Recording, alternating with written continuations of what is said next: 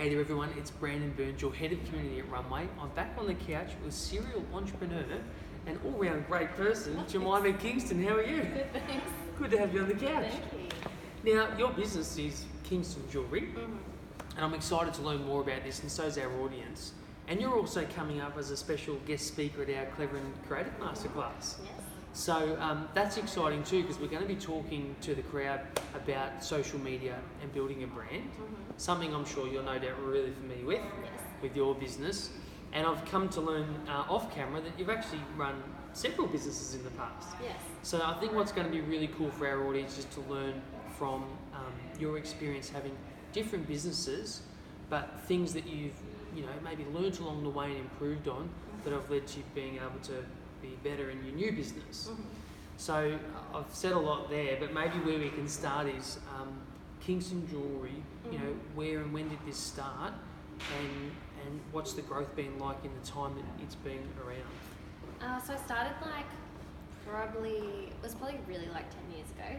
So I started as a graphic designer. Yep. And I didn't make that much money, so I started making my own jewellery that I couldn't afford myself. Yep. And then people started buying it. I started doing markets. I was doing wedding photography at the time too. And then, I could support myself, so I quit my job and just went for it. Yeah, wow. And so you've just returned recently from China, I believe. So what was the purpose of that trip? It was just to suss out the trade fairs and makers, and just see how we could grow in the future, and if China's a place I wanted to go to, how ethical it was, how I could communicate with the makers and things like that. It was extremely overwhelming and really big, but it's kind of just getting contacts to put behind you for the future. Yeah, great. So the advice you would give to someone looking to go to China for the first time to look at ways to grow their business, what's probably the number one piece of advice you'd give them to help them before they land and start trying to make their way? I think have a passion. I think a lot of people think they can go into something and they're just thinking about money. Yep. It was never about money for me. It was just about enjoying my life and my job. Yeah. And creating a lifestyle that I wanted. We really like to travel, so I wanted to be able to travel and make my own hours.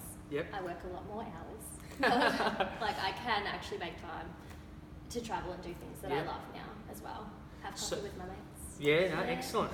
So Kingston Jewellery, who do you target predominantly with that product, and how did you decide upon that particular demographic? Well, the demographic's me, because I made it for me, I guess. Great. But it's also super broad. I can see our demographic on Instagram. It shows me what our age demographic is, and it's 23 to 55.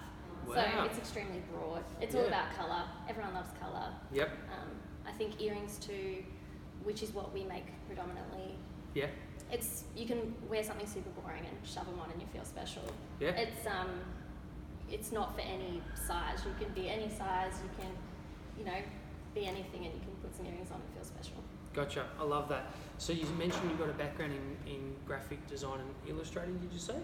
Graphic design. Graphic design and photography. And so you've got an eye for design. Yeah.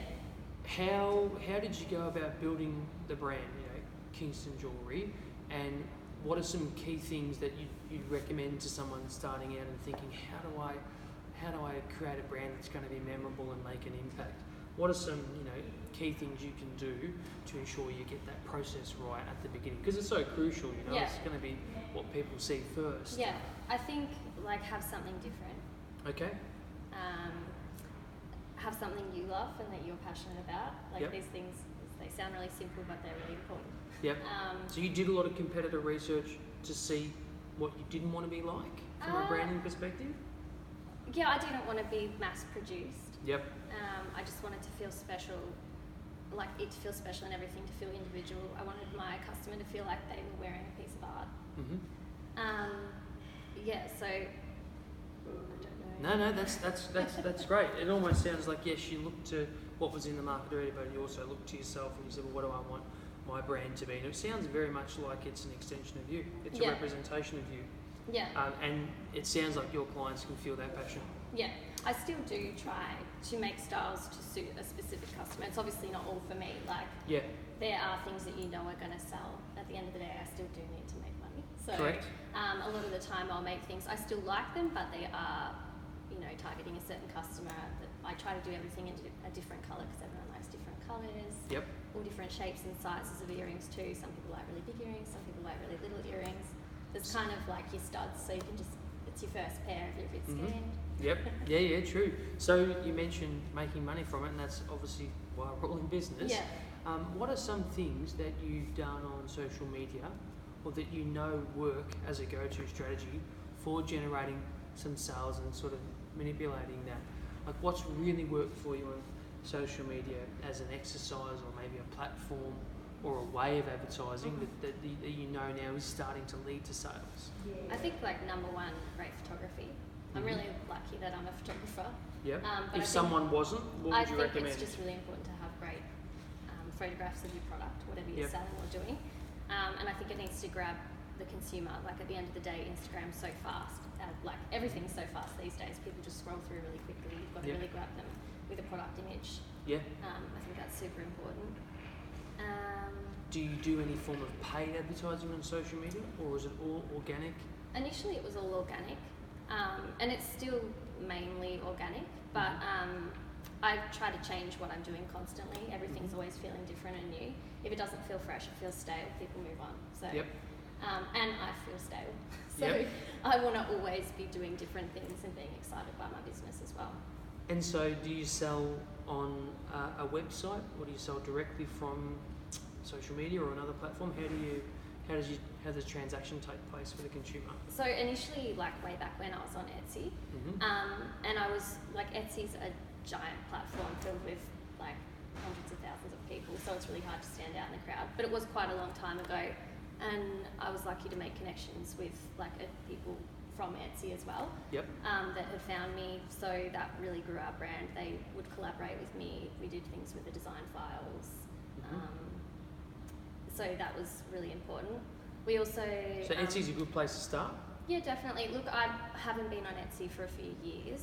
I had to go outside of Etsy because like the sales platform wasn't working. When we'd have a big upload and it was getting sold so quickly, it was hard to keep up. But yeah, look, it's a really good way to start.